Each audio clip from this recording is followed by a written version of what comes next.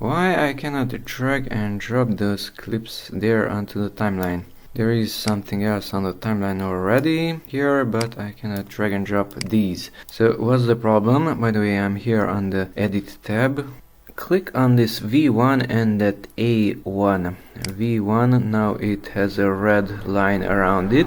A1 now does have a red line around it. When it does not have a red line around it, that portion is not dragged, so it's gray, it's not dragged, the audio is not present. If I reverse those two, let's just delete with backspace, now I will not have video, as you can see. So only that one appears on the timeline, which has that red line around it. So to have video and audio, then backspace, you have to check that one also. So now it will not have neither video nor audio.